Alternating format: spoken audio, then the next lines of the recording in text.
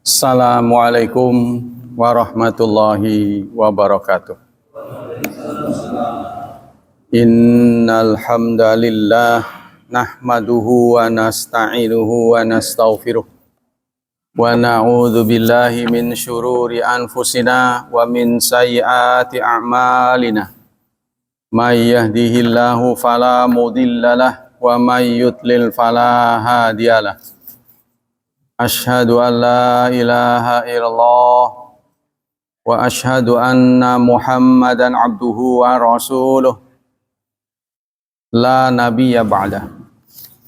Allahumma salli wa sallim ala nabiyyina Muhammad sallallahu alaihi wasallam wa ala alihi wa sahbihi wa man sara ala nahjihi ila yaumiddin, amma ba'd. Ayo ikhwah, kita masih lanjutkan kitab Fiqhu Bulughil Maram. Masih tentang transaksi, yaitu muhaqqalah, mukhadarah, mulamasah, munabadah, muzabanah. Waduh, istilahnya banyak. Bismillahirrahmanirrahim. Hadis ke-717. An Anasin, dari Anas radhiyallahu an. Naha qala, Anas berkata, naha Rasulullah sallallahu alaihi wasallam, Rasulullah melarang anil muhaqqalah, jual beli muhaqqalah. Nanti akan dijelaskan, ini semuanya istilah Arab. Yang kedua mukhadarah, yang ketiga mulamasah, yang keempat munabadah, yang kelima muzabanah. Apa arti muhaqqalah? Muhaqqalah itu menukar ya barang yang siap pakai, biasanya hasil pertanian, dengan yang belum siap. Ya, contohnya padi, beras ditukar dengan padi yang belum panen. Padi yang belum panen, yang masih di tanamannya, ya ditukar dengan beras yang udah siap dipakai. Itu muhaqqalah. Nanti akan dijelaskan. Yang kedua mukhadarah. Mukhadarah itu ijon. Ishtirath thamar wa hiya khadratan qabla budui salahiha. Transaksi buah yang belum siap dikonsumsi, jadi masih di pohon. Tapi memang dilematis sih. Ada buah tertentu yang memang dipakainya waktu hijau kan, belum mateng. Ada yang memang belum mateng, dikonsumsinya oleh masyarakat. Ada yang belum mateng, ada yang sudah mateng. Ya kan? Ada tanaman tertentu yang dipakainya memang belum matang. Kalau udah matang malah nggak bisa. Itu tergantung kesepakatan. Singkatnya, semua ini kan berdiri di atas pilar itu, tidak ada gharar, tidak ada unsur penipuan.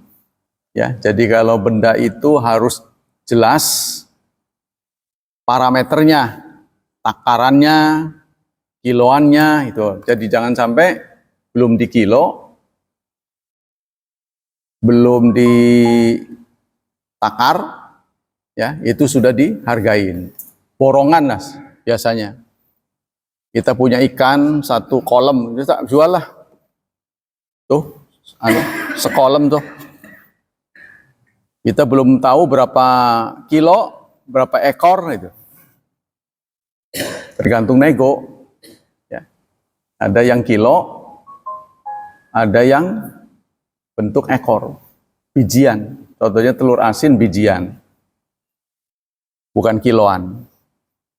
Tapi ke telur ayam kiloan, bukan bijian. Nah itu, ya tergantung kesepakatan.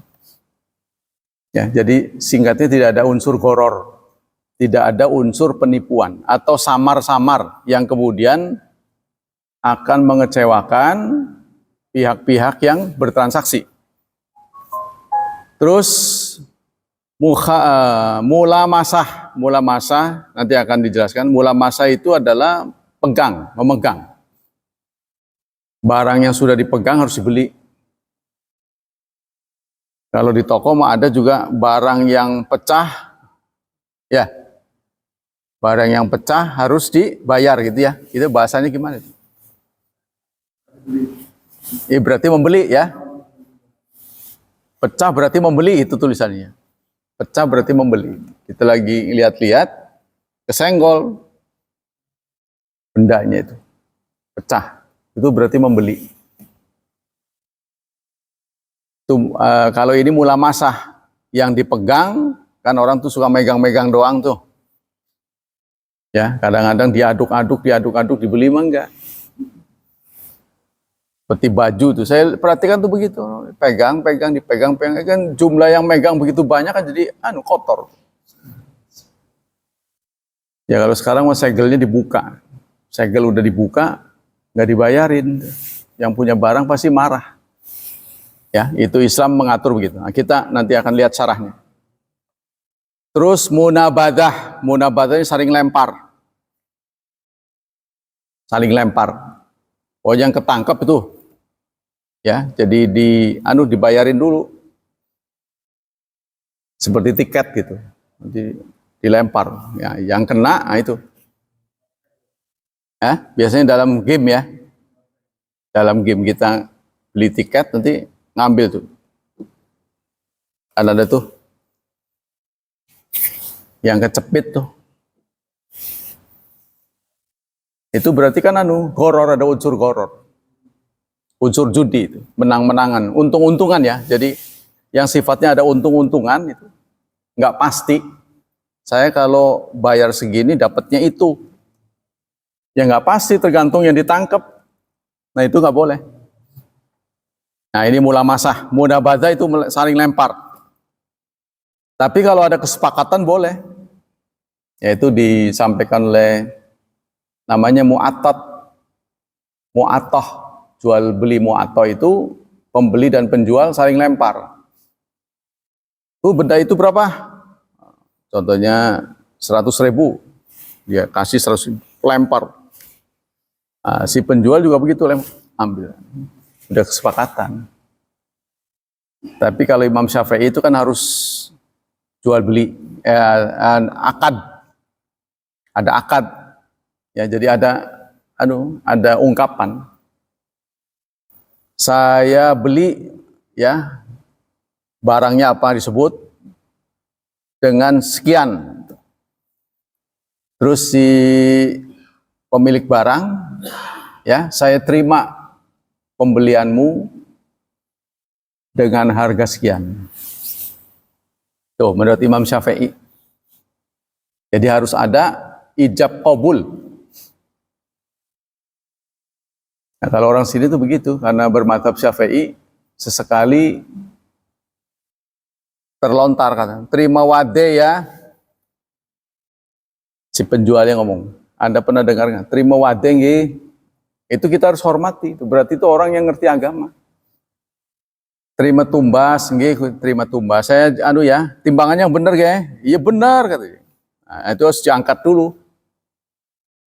Sebelum ditimbang, barangnya diangkat dulu. Nah, pas nggak kalau timbangan bebek, mulutnya ini loh, mulut timbangan itu harus pas. Tapi ya kalau pembelinya banyak, dia nggak mau, mana. Nah inilah tugas dari Badan Meteorologi. Iya, di sini kurang aktif. Siapa yang memastikan timbangan-timbangan yang dipakai di pasar itu pas, menjamin ya. Kalau dulu mah ya Pertamina pasti pas, setelah itu ganti pejabat nggak ada pasti nggak pas kayaknya. Karena ada penguapan. Jadi di alasannya ada penguapan. Jadi saya tahu takarannya nggak pas itu karena teman saya. Teman saya patungan jualan itu pompa bensin itu dia punya. Tapi kita bantu kan dulu kan boleh jual eceran. Kita beli aja tuh eceran untuk mengisi pengangguran ya, mengurangi pengangguran. Tapi begitu diisikan ke konsumen kurang, contohnya 20 nggak pas 20, gimana nih? Nah, dia mengeluarkan kata-kata wis wajar ya, itu yang nggak boleh. Sebab ada penguapan ketika dikocorin tuh, nguapkan bensin, terus nanti dikocorin lagi ada berapa persen nih, nguap lagi, apalagi tutupnya kurang rapat. Jadi pasti ada unsur kurang pas. Nah itu menurut Islam tidak boleh. Begitu itu.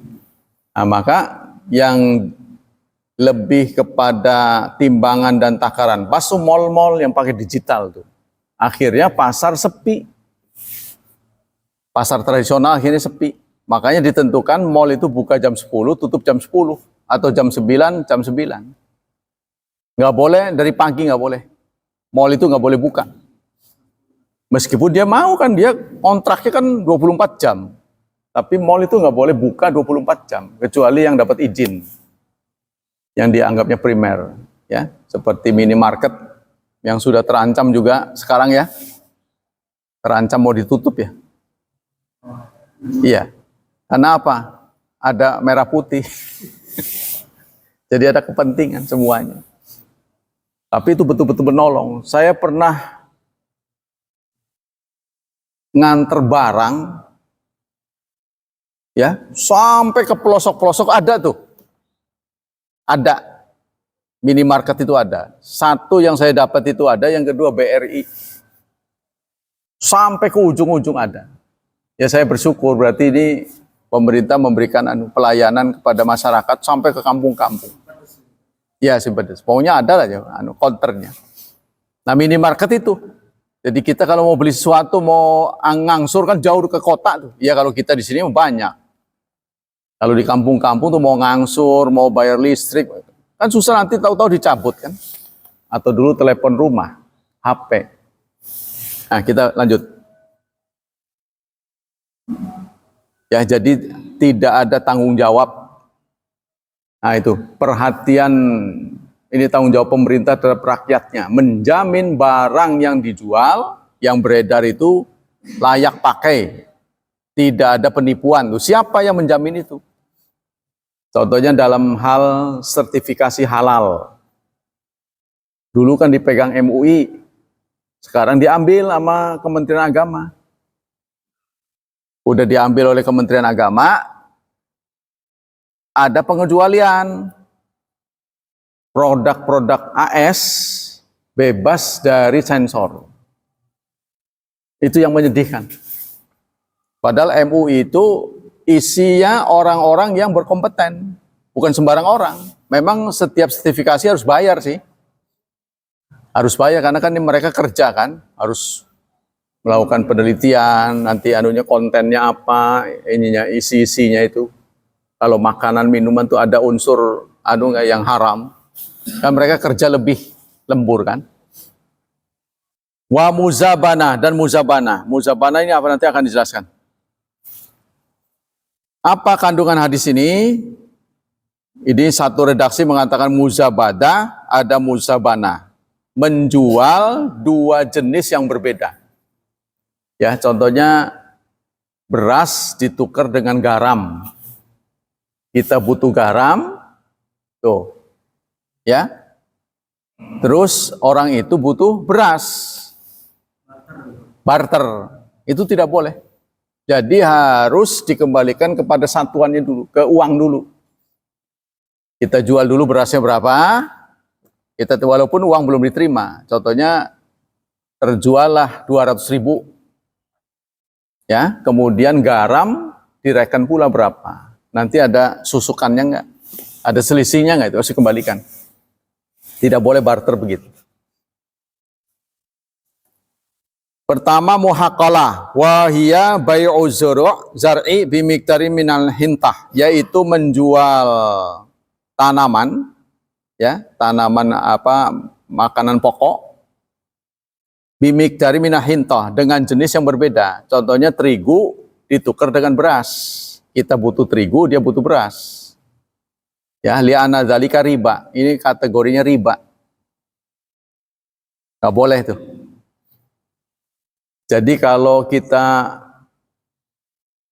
punya benda, punya barang, nggak punya uang, ya diuangkan dulu. Diuangkan dulu baru beli. Ya. Yang kedua mukhadarah. Mukhadarah itu adalah bai'us thimar wal hubub qabla ayyabdua salahuha. Menjual transaksi buah-buahan atau biji-bijian sebelum matang. Sebelum waktunya. Ya, contohnya ikan atau ayam siap konsumsi umur berapa? Dia masih pitik, masih kecil. Udah tak bayarin. Nanti kalau udah berapa bulan saya ambil gitu. Ya. Itu transaksi begitu, itu nggak boleh. Li'ana mu'aridu ditalaf wal halak, karena itu risih ya, riskan terhadap kerusakan. Nah, dulu ada kejadian tuh di Taman Krakatau, orang kurban, tapi jauh harinya masih jauh, dia nyerahin kambing, Pak. Bagus, Pak. Nah, dalam perjalanan sebelum hari H, kambing itu mati. Jadi ketembuan. Siapa yang ketembuan tuh? Jadi ada orang berkurban, bawa kambing. Lah mau waktu sembelihnya kan masih lama. Saben hari kan harus dikasih rumput. Ngerebetin doang. Ya. Nah, jadi nggak tahu bagaimana, katanya ngadu katanya itu. Bukan mati, ininya hilang satu. Berantem kan dia risih ya, kalau ada jantan dengan jantan cenderung berantem. Katanya patah satu si tanduk tuh. Wah, saya bilang gimana, ruwet amat begitu. Maka kalau terima sebaiknya ya deket-deket hari dan dijamin. Pas mau disembelih aja kita jasa penyembelihan aja, ya kan? Kalau kita yang mau nyariin tuh baru dia titip uang. Nah, itu ya. Li'ana wa yajuzu bai'a idza balagat haddan yuntafa bi. Nah, jadi kriteria apa yang dipakai itu apa? Konsumsi yang dikonsumsi. Jadi belum layak dipakai, belum layak manfaat, belum layak pakai. Layak tidak layaknya ini harus sesuai dengan kesepakatan. Seperti asem, buah asem. Kan ada yang sudah matang, ada yang buat sayur asem nggak perlu matang justru. Gimana kalau kita ini aja nih, ya belum matang gitu kan. Harus diturunkin dulu, ditimbang berapa, harga satuannya berapa. Jadi nggak boleh satu pohon borongin. Nah, kalau kita mau jasa petik silakan, jasa petik jasa namanya. Di Lampung itu kalau rambutan tuh Pak hampir ada di setiap halaman rumah rambutan. Murah meriah. Dia cara jualnya begitu. Saya waktu masih di sana itu borongan. Satu pohon itu 20.000. Metik sendiri. Mencret tuh. Rambutan suruh metik sendiri. Jadi dia udah males daripada jatuh nggak kemakan tuh saking banyak. Udah petik sendiri. Bayarin aja sekian. Nah itu kalau dalam Islam nggak boleh. Borongan seperti itu. Harus diturunkan dulu. Ya. Kecuali dia udahlah daripada dibuang ya mungkin. Nah, bisa cenderung dikomersilkan. Yang ketiga mula masah. Kalau tadi ijon ya. Mukhadarah ijon. Mula masah ini sentuhan. Jadi benda yang disentuh.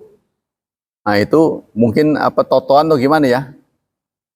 Pokoknya yang berhasil dipegang, nah itu berarti dibeli. Itu juga tidak boleh. Kata di sini definisinya lamsur rojulu as-sauba biyadi bilail aw nahar. Seseorang menyentuh pakaian baik di malam atau siang. atau di tempat gelap. Pak suruh masuk ke tempat gelap, dia di situ pakaian-pakaian. Pokoknya kamu ngambil satu, rugi dia mah sobek.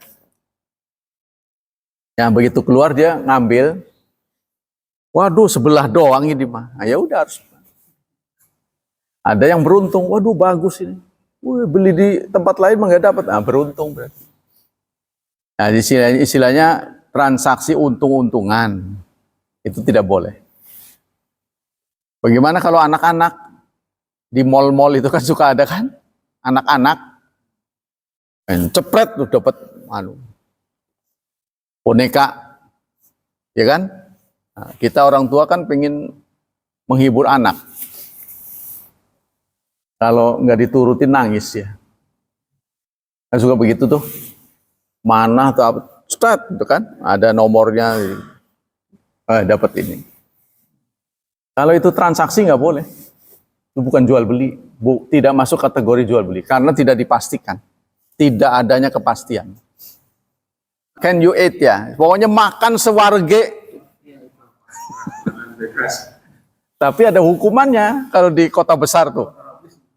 Kalau nggak habis ditimbang, didenda. Ada yang begitu Pak. Tapi kalau di kota itu saya lihat, aduh serem juga. Nggak habis, sisanya itu ditimbang jadi denda. Walaupun dalam bentuk berapa gram, itu harus habis. Pokoknya anulah. Ya, habis. Nah, itu seperti itu gimana? Ya saya kira itu transaksi yang tidak dibenarkan juga. Nggak boleh untung-untungan itu. Pokoknya yang ada unsur untung-untungan itu tidak boleh. Nggak jelas jadinya. Nah, kita kenyang, masih nyisa. Seharusnya ini sih, kalau menurut saya itu orang hajatan tuh. Walaupun hajatan itu bukan saya suka jengkel ngelihat orang makan tuh pasti nyisa. Apa syarat, apa-apa itu setiap si tukang office boy ngebersihin pasti ada sisanya di pinggir. Kenapa gitu? Islam mengajarkan sampai harus dijilat tuh. Sunnahnya. Ya kan? Sunnahnya sampai dijilat, bersih. Jangan sampai tersisa. Dia sendiri yang ngambil, dia sendiri yang nyisain. Kalau diambilin kasih mending. Kadang banyak. Dicicipin dong naro, cicipin naro. Ya Allah, kalau saya hajatan sakit amat ya ngelihat begitu. Saya suka kadang-kadang latah. Jangan begitu sih. Walaupun punya bukan saya karena jengkel saya. Sama dengan orang masuk ke mall, belum transaksi nyicipin. Wow, muter lagi. Saya suka pelototin begitu. Biar dia anggap saya yang punya. Saking jengkel. Itu kan belum transaksi itu. Tapi kalau di jalanan mah iya. Cicip. Boleh nyicipin? Boleh. Tapi kira-kira nyicipin. Kalau di sono mah Arab ya. Oh, halal. Asal jangan dikantongin. Dari ujung ke ujung kenyang tuh. Satu. Itu dia udah bebas. Iya. Kalau di sana memang udah ada kesepakatan. Tapi kalau di sini kan yang di mall itu, saudara, itu sifatnya syubhat. Karena yang punya mall itu kan nggak di situ. Kalau yang nunggu, ya silakan cicipin. Bukan punya dia kok. Tapi kalau yang pinggir jalan, ya punya dia. Boleh saya nyicip, manis nggak nih? Cicipin. Nah, punya dia itu yang di pinggir jalan. Tapi kalau yang di mall ini, yang nyuruh nyicipin itu bukan punya dia. Ya kalau dia aduin ke bosnya mungkin nggak boleh kali. Kira-kira bosnya boleh nggak? Ya itu ya. Jadi itu kita harus hati-hati. Maksudnya kalau kita orang yang beragama, makanan seperti itu masuk kategori syubhat. Belum jelas halalnya. Jadi kita jangan melibatkan diri. Sama dengan ini ya. Sama dengan kurban. Belum selesai, belum jelas kepemilikannya. Sate. Main yang ini, mainnya sih. Nggak tahu punya siapa itu kan nggak boleh. Orang masih mempertanyakan ini, kulit, bagaimana memperlakukan kulit. Anda kalau pengen tahu bagaimana memperlakukan kulit, lihatlah sembelian di Al-Inayah. Habis kulitnya dibagi. Saya aja nerima, saya kadang-kadang heran, kok kulit gitu. Saya taruh kan di pendingin. Besoknya saya tanya, Pak, kulit itu buat apa? Ya dimasak. Itu bagiannya begitu emang. Kulitnya kulit. Untung aja nggak ada kotorannya. Jadi dibagi kulitnya paling berapa jari gitu. Ini buat apa? Ya kulit. Jadi kulitnya dibagi di sana. Masih ada bulunya. Toli ngebersihinnya pernah, sebisa nih baik. Itu saya lihat di Al-Inayah tuh. Nah, tadinya setiap guru patungan, mungkin disadarkan berkurban dengan cara patungan tidak sah. Ya kan? Kan patungan guru-guru tuh. Guru-guru patungan setiap bulan diambil honornya tuh 15.000, ada kesepakatan. Nanti kan setahun berarti 180. Nanti dapat 2 kilo. Nggak rugi sih. Nah, kumpulan dari guru-guru itu dibelikan kebo biasanya. Bukan sapi, kerbau, potong. Nah, mungkin ada yang menyadarkan kurban seperti itu tidak sah. Karena kan kerbau hanya buat 7 orang. Ini 50 ratusan orang. Ya nggak boleh. Ya bahasanya sedekah lah. Nah, terus mereka berinisiasi, akhirnya nggak diambil lagi. Tapi mereka tetap nyembelih. Nggak diambil lagi dari guru, tapi mereka tetap menyembelih. Jadi artinya kurban benar itu buat 7 orang. Jadi nggak bisa buat murid-murid kayak tuh di sekolah-sekolah kan, bahasanya kurban ya, diambil 10.000, 20.000, nggak boleh. Tapi kalau berlatih, belajar berkurban, nah itu buat belajar, namanya belajar. Baik, kita ingat kurban. Buat yang kurban itu punya hak paling tinggi sepertiga. Yang berkurban, ya, yang mengeluarkan untuk kurban itu mempunyai hak paling tinggi sepertiga. Kita boleh makan, nah, sepertiga buat saudara, sepertiga buat sendiri, buat saudara, dan buat orang jauh. Tuh, gitu caranya. Ya, jadi munabadha itu tuh, alki ilayya ma ma'aka wa alki ilaika ma ma'i. Jadi munabadha itu katanya saling lempar, dibungkus dulu deh. Apa ya namanya? Tuker kado ya. Kalau kita bahasanya, ya, tuker kado ya. Jadi kado kita dibungkus sedemikian rupa, dia juga bungkus, dirahasiakan isinya. Saling lempar tuh. Kadang beruntung kita dapat lebih gede, lebih bernilai. Nah, itu juga untung-untungan. Kalau itu transaksinya sifatnya transaksi, nah itu tidak boleh. Muzabanah kal mukhadara, sama dengan mukhadara, ijon ya. Yaitu bahwa thimar wal hibab qabla budui salahiha lima yataralahu min hawaij. Yaitu menjual sebelum waktunya. Jadi sebelum waktunya dijual, ya, atau dibeli, nah itu tidak boleh. Tapi nanti dimanfaatkannya nanti. Talaqi raqbani wa bayu hadirin libadin. Berjumpanya 2 penunggang dan jual beli hadir terhadap orang kampung. Anda pernah dengar kan apa itu namanya, menggunakan istilah sapi? Transaksi sapi itu apa tuh? Bukan transaksi jual sapi, apa itu kata sering-sering diucapkan oleh politikus. Kan ada istilah-istilah yang menggunakan binatang seperti adu domba. Transaksi terus apa? Ya, menggunakan istilah. Kalau sapi itu apa ya? Gimana? Ya, praktek dagang sapi. Itu Anda tahu bagaimana? Praktek dagang sapi. Kan suka diucapkan oleh politikus ini sama dengan praktek dagang sapi. Makanya harus cermati bahasa Indonesia itu aneh-aneh.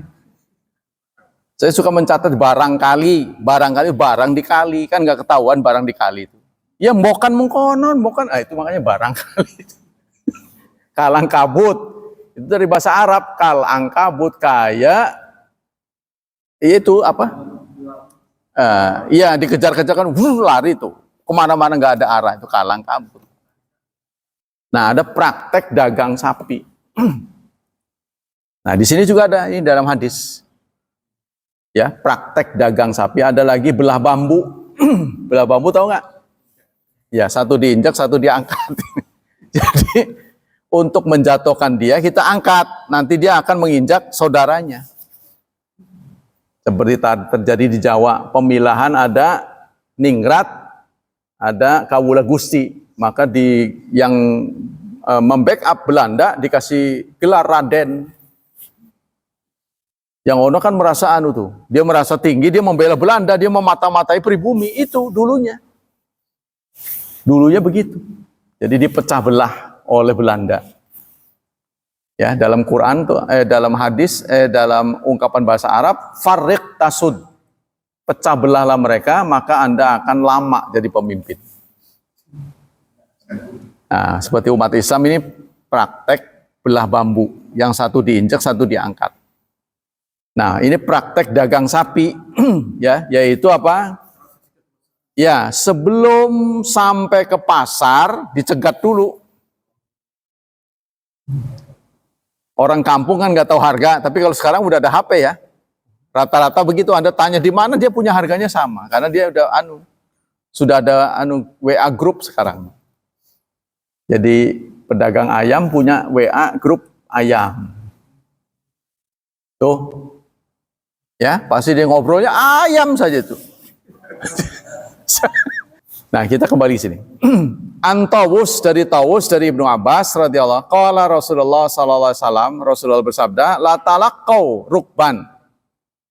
Janganlah kalian mencegat penunggang, pembawa barang. Orang yang mau mensuplai barang dicegat dulu. Ya, diporotin di jalanan. Emang mau dijual berapa di sana? Saya aja lah gitu. Nah, kebanyakan praktek kita tuh begitu, Pak. Ini pasar kita tuh begitu. Iya.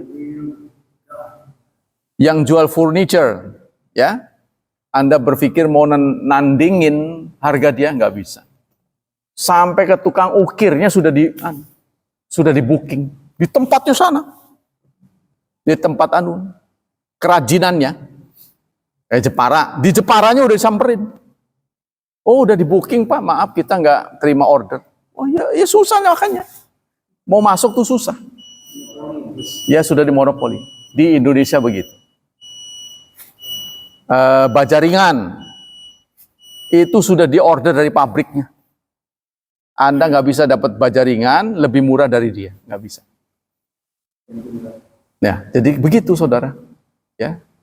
Jual beli di Indonesia itu dipegang oleh spekulan-spekulan. Makanya pemerintah ini susah banget untuk menekan biaya tuh, yang akhirnya jadi korban ya masyarakat luas. Ya contohnya kalau giliran rame-rame begini nih, pasti harga-harga naik tuh. Kan kalau zaman Rasulullah tuh ada razia itu, nggak boleh. Ada giliran yang berkaitan dengan orang Islam tuh mahal. Contohnya mau Idul Fitri, naik harga. Tapi giliran 25 Desember, cuci gudang itu. Aneh itu. Ya kan? Setiap dekat 25 Desember, cuci gudang katanya gitu. Sales. Tuh. Ya itu. Banting harga tuh. Pasti ada di dekat akhir tahun tuh. Giliran mau Idul Fitri, waduh naik semua. Artinya selalu umat Islam yang jadi korban. Karena apa? Kita bukan penentu ekonomi. Tuh, Anda jangan bicara macam-macam. Kalau mau berkuasa ya ada duit. Itu udah nggak bisa dia bohongin. Duit lah yang berkuasa. Meskipun jenderal merengkuyut katanya. Nggak bisa. Kemarin setelah kenaikan dolar, apa yang dilakukan oleh orang pertama? Mengumpulkan 9 naga. Karena mereka penentu mereka memborong dolar. Artinya presiden memberi jangan-jangan begitu sih. Tolong. Ngemis-ngemis. Jadi kalau mereka memborong dolar, otomatis gitu. Rupiah merosot. Nggak bisa kita begitu. Kita selalu begitu. Nggak mudah. Gara-garanya kenapa saudara? Itu jauh-jauh sebelumnya. Mereka tidak diberi ruang. Pegawai negeri harus orang pribumi. Militer orang pribumi. Polisi orang pribumi. Akhirnya mereka mencari celah. Pedagang nggak ada yang mau. Pedagang nggak ada yang makan. Mereka masuk jadi pedagang. Semuanya pedagang. Nah, kita lama-lama terjerat. Kena tali sendiri. Waduh. Lah. Nggak bisa apa-apa. Itulah saudara. Kejamnya perdagangan. Jadi harus betul-betul pemerintah harus kuat melindungi rakyat.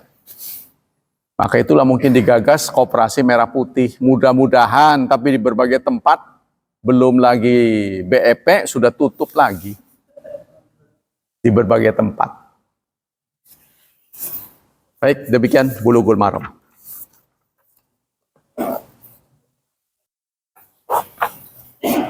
Jadi kalau Muhammad bukan Rasul, nggak mungkin sampai ngurusi begitu-begitu.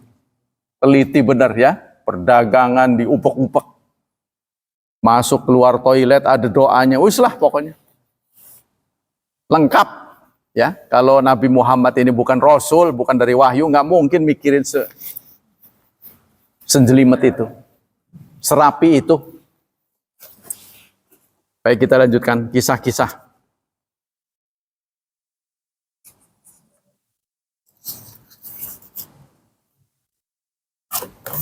Di awal pembentukan, ini yang menarik saudara, di awal pembentukan JI, Kitab Al-Manhaj Haraki As-Sirah An-Nabawiyah, karya Dr. Munir Muhammad Al-Ghotban, itu menjadi rujukan penting. Ceritanya buku ini memaparkan cara-cara berjihad, Pak. Tuh. Saking terpana dengan isi buku ini, ya, maka Ustadz Abdullah Sungkar memutuskan berangkat ke Mekah. Menemui pengarangnya. Sampai saking kagumnya. Ya, talaki. Dengan penulisnya Dr. Munir Muhammad Al-Ghotban. Pertemuan tersebut bertujuan untuk mendiskusikan lebih lanjut pemikiran yang terkandung dalam kitab ini. Karena kitab ini dibuat kurikulum. Jadi kita, contohnya gini ya, pemikirannya begini. Dalam Quran ada lafadz begini, huwallazi arsala rasulahu bil huda wa dinil haq liyudhhirahu 'alad dini kulli. Itu tercantum dalam 3 surat. Pertama surat apa? Surat At-Taubah. Ya. Yang kedua surat Shaf. Ya kan? Yang terakhir surat Al-Fath. Antara surat Taubah dan surat Shaf bunyinya sama, liyudhiru 'alad dini kulli. Tuh. Tapi nanti walau karihal musyrikun itu ya di surat 2 surat itu. Tapi nanti di surat Al-Fath ujungnya berbeda, wa kafa billahi syahida. Sehingga dipilah secara tersendiri. Nah, ini dijadikan ijtihad bukan dari Nabi, ijtihad namanya. Bahwa langkah-langkah untuk mencapai foto itu harus tobat dulu.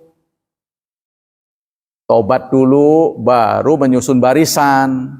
Nanti baru menjemput foto. Berdasarkan ayat itu. Padahal bukan petunjuk dari Nabi. Hanya mengamati itu. Ya, jadi dikutak-kutik itu. Ayat-ayat itu. Dia menyimpulkan seperti itu. Nah ini salah satunya adalah ini, walaupun itu tidak tercantum di sini, tapi dia menguraikan cara-cara mendapatkan kekuasaan.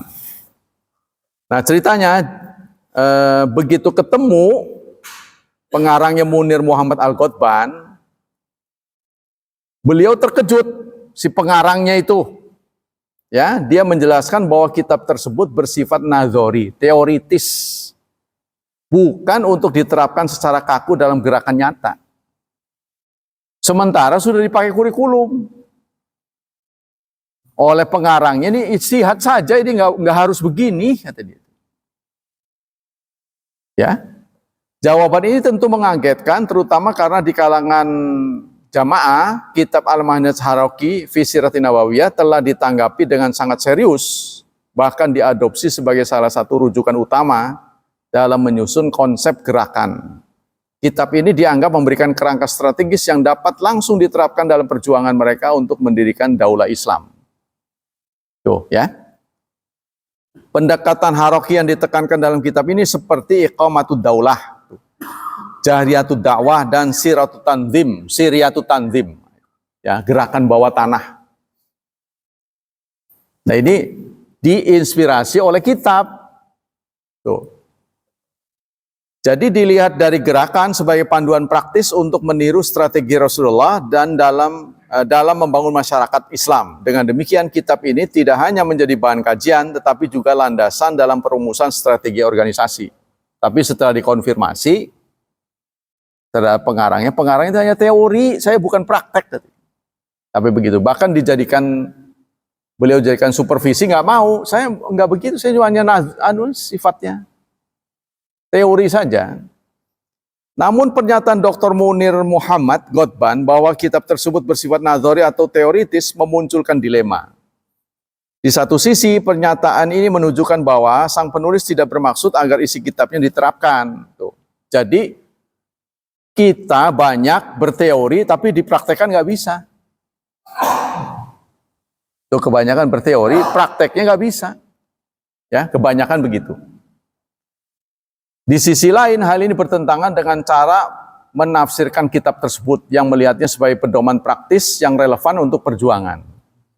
Kembali ke pengaruh NII, meskipun pengaruhnya kurang terasa di struktur utama, kitab Mitsaqul Amal Islam kayak Naji Ibrahim, Asim Abdul Majid, dan Islamuddin Darbalah yang cukup populer dan vital di kalangan NII berperan cukup besar terhadap konstruksi pemikiran. Salah satu prinsip utama dalam kitab tersebut yaitu iman, hijrah, dan jihad. Tuh, kan setiap kita membaca itu innalladzina amanu, ya kan? Wahajaru, innalladzina amanu. Terus apa? Wahajaru, ya. Wajahadu. Nah, jadi harus meniru itu, iman dulu, hijrah baru jihad. Karena urutan ayatnya begitu. Innalladzina amanu wahajaru wajahadu, kan begitu. Berarti itu iman, hijrah, dan jihad. Harus diurut. Nah, tapi mendefinisikannya semau mereka. Iman berarti percaya pada mereka. Tuh. Percaya pada gerakan mereka. Hijrah berarti masuk ke dalam kelompok mereka. Jihad berarti mengoperasikan sesuai dengan kemauan mereka. Itu jadi dipelintir bisa ke situ. Pengaruh ini dapat ditelusuri melalui doktrin terkait tauhid, uluhiyah, dan mulkiyah. Itu ciri khasnya. Yang dikenal dengan RMU. RMU. Jadi R itu rububiyah, M itu mulkiyah, U uluhiyah. RMU itu akidah RMU. Jadi dia tidak mengatakan tauhid asma wa sifat, tauhid apalagi rububiyah, kan ada 3 tuh, rububiyah, mulkiyah, dan asma wa sifat yang di kebanyakan ulama kan. Tapi merumuskan rububiyah, uluhiyah atau asma wa sifat itu ijtihad ulama, bukan dari Rasulullah. Walaupun dalilnya ada. Dalilnya juga ada. Nah, dia juga menggunakan dalil antara surat pertama dengan surat terakhir itu ada titik kesamaan.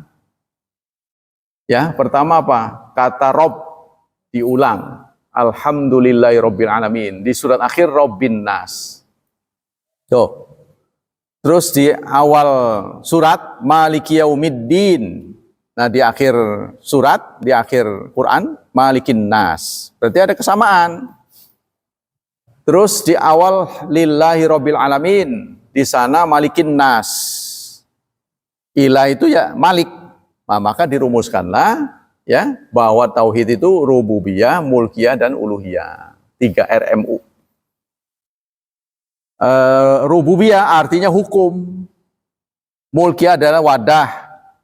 Uluhiyah adalah orang. Nah, definisi dengan 3 unsur ini merujuk kepada negara. Sebab suatu lembaga disebut negara apabila terpenuhi 3 minimal. Ya, ada wilayahnya, ada pimpinannya, ada rakyat. Yang keempat, tidak selalu diakui oleh negara lain. Kalau kita mah diakui oleh PBB gitu kan. Ya, tapi ini tidak menjadi unsur mutlak. Yang penting ada 3 tadi. Ada wilayahnya, ada pemimpinnya, ada rakyatnya. Mereka merujuknya ke situ dengan pemahaman itu. Uluhiyah yang mengacu pada pengakuan bahwa hanya Allah yang berhak disembah, dan dalam konteks NII konsep ini diperluas menjadi penolakan terhadap segala bentuk togut. Pokoknya yang boleh jadi penguasa ya mereka sendiri dan teman-temannya. Sehingga nanti meluas, tidak boleh berjemaah kecuali dengan temannya. Kalau setiap Jumat ditanya jadwal di mana, antum jadwalnya di mana? Baru mereka ke situ Jumatannya. Jadi khotibnya harus teman sendiri. Jadi dia jadwal, Pak Hilman jadwal di mana? Baru ke situ. Pak Mul, pilihan itu teman sendiri lah pokoknya. Nah ini kemudian dipakai umum. Jadi praktek-praktek begitu tuh sudah tidak efektif. Ya. Kemudian meluas kepada menikah. Menikah juga harus teman sendiri.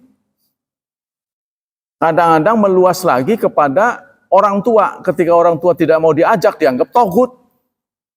Jadi bukan polisi dan tentara yang dianggap togut. Orang tua sendiri. Karena togut, orang tua, maka boleh dilawan. Uangnya boleh diambil, dicolong boleh. Dimarahi, anggap aja jihad. Jadi mereka itu sama orang tua jadi kasar bawaannya. Karena dianggap musuh. Dianggap togut. Begitu meluas kemana-mana. Ya. Nah ini sangat berbeda dengan firman Allah Subhanahu wa taala, wa in jahadaka ala an tusyrika bima laisa laka bihi ilm fala tuti'huma wa sahibhuma fid dunya ma'rufa. Jika kedua orang tuamu memaksa kamu untuk dipaksa ya, wajahada ala untuk menserikatkan aku, jangan taati. Tapi kamu tetap bergaul dengan baik di dunia. Jadi ayat ini menginspirasi kita, ya sikap kita pada orang tua itu meskipun dia nggak mau, Anda tetap anak. Tetap harus mengakui dia sebagai orang tua, nggak boleh nggak boleh. Kita tetap harus berlaku baik, santun.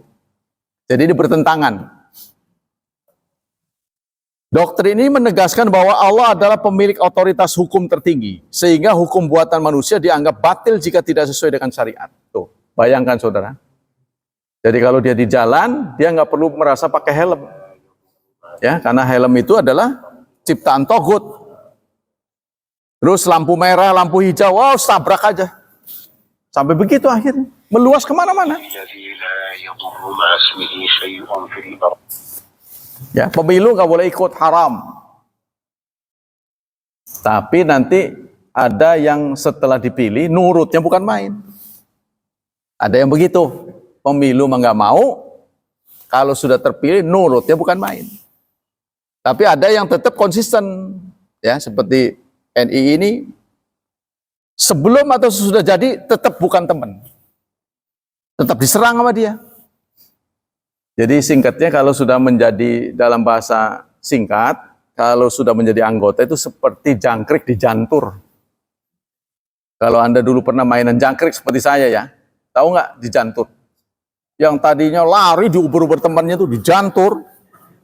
Waduh, tabrak terus. Nah, begitu. Jadi sebenarnya amat berbahaya. Ya, jadi bisa melakukan apa saja dimanfaatkan oleh pimpinan. Demikianlah hadirin, semoga Allah Subhanahu wa taala tetap berkenan menjaga dan melindungi kita dari wabah dan fitnah, dari syubhat dan syahwat. Dan kita selalu berdoa untuk anak kita, semoga Allah membimbing mereka, memudahkan hidup mereka, memberkahi mereka, serta mentakdirkan mereka menjadi hambanya yang saleh dan salihat. Subhanaka Allah wa bihamdika, Asyhadu alla ilaha illa anta astaghfiruka wa atubu ilaik. Wassalamualaikum warahmatullahi wabarakatuh.